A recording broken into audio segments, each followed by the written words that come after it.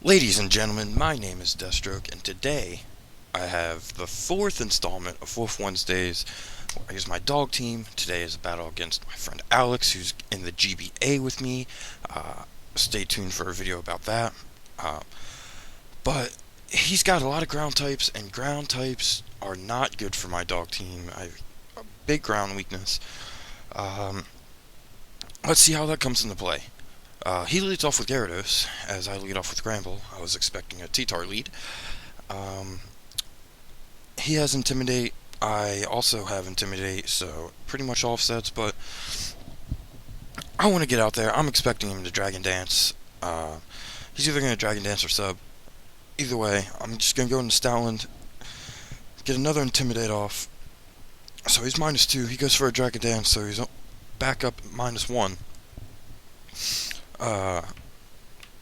I wasn't sure if he was going to switch out, but I guess he just wanted to stay and he didn't want to waste a Dragon Dance, I guess, for the speed. But that comes out to hurt him because I have Wild Charge, so that's going to do a lot of damage. In fact, it's going to take him out. Stoutland, putting in work, sends out Garchomp, and he wasn't aware that my Stoutland was the physical set with Play Rough, but I miss, and that is the worst. That is terrible. That would have done a lot of damage to this Garchomp. Not sure if it would have taken it out. It might have. Base 1 attack, max attack, adamant. So it could have done a lot, or it at least could have got the attack drop as well. But I send in Gramble. He has to switch out because he knows he can't take me out in one hit after that Intimidate. I go for the Play Rough just to be safe because I don't want to play the prediction game. Still does decent amount, like maybe 25% to Extra Drill, who resist it, not bad. Doesn't take me out with the Earthquake. That Earthquake did a lot more than I expected it to. I just go with my own Earthquake, take him out, and right now it's not looking too bad.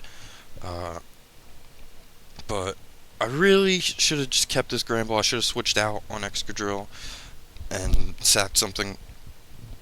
But we'll see that come into play later. He goes for the Aerial Ace, Tough Claws Aerial Ace off of Mega Aerodactyl. There's no way I'm surviving that with that little amount of HP. Go into Furfrou. He probably has no idea what's going to happen. This Furfrou is a special Furfrou. It's actually sub Charge Beam Furfrou with Surf and Dark Pulse. I like to switch out between Dark Pulse and Grass Knot, mainly for Grass Knot for T-Tar because it does decent damage to T-Tar since T-Tar is pretty heavy. But it goes for the Hydro Pump. Doesn't take me out. I get my Citrus Berry, get a sub up.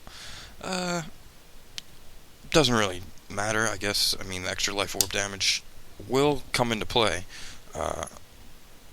which I don't mind, because I go for the Dark Pulse here, and it does a respectable amount, especially for not having any Charge Beam boost up.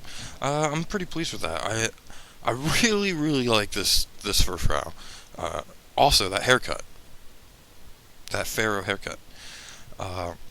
So Starmie ends up dying to its own Life Orb recoil. I'll take that every time.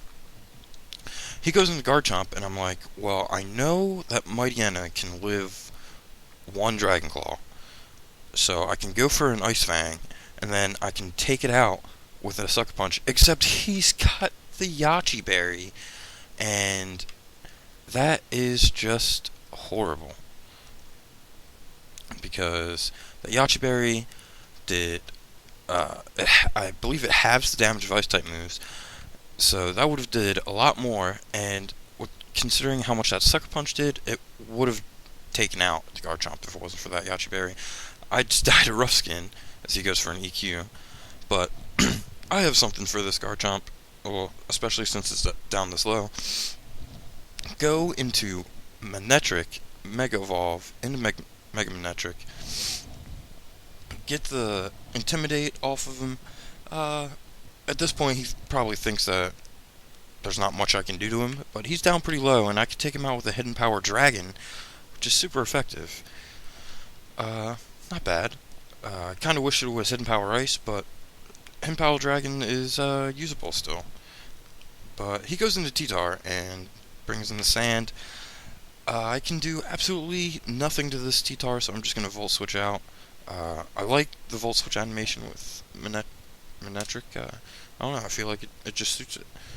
Looks like he's shooting out when he jumps back. It's cool. So I'll go into Arcanine just get the Intimidate off. The Earthquake after the Intimidate is going to do about a little over half. If the sand wasn't up, I probably would have been at 50% HP with the leftovers. And I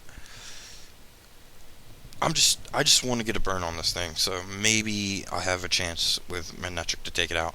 But he ends up switching out back into Mega Aerodactyl, which I guess I'm okay with, because getting a burn on this thing still. But I would have much rather had it on T-Tar, because literally I have nothing for it. So, I mean, half attack Mega Aerodactyl still is gonna be able to take my Arcane out with an Earthquake. It's poor. It's pretty bad. But Mega Aerodactyl, not bad. Base 150 speed. I figured since he's base 150 speed, he'd be running Adamant and not Jolly, which works out because I'm running Timid Mega Manectric, and that outspeeds Adamant Mega Aerodactyl. And I take him out with the Thunderbolt, which, again, is why I wish I would have had the burn on T-Tar, because I can do nothing. So I go for Flamethrower just to hope and pray to the Hax gods that I can get a burn, and it does not happen. And he goes for an Earthquake, and I live on 9. Mega Manectric, fucking a defensive beast. But the Thunderbolt, not going to do nearly enough damage to it, and he's just going to take me out with an Earthquake. That was a battle. It was fun, I won't lie. That miss kind of sucked, but GG, Alex. I'll see you in the GBA. Like, comment, subscribe, and I will see you guys next time.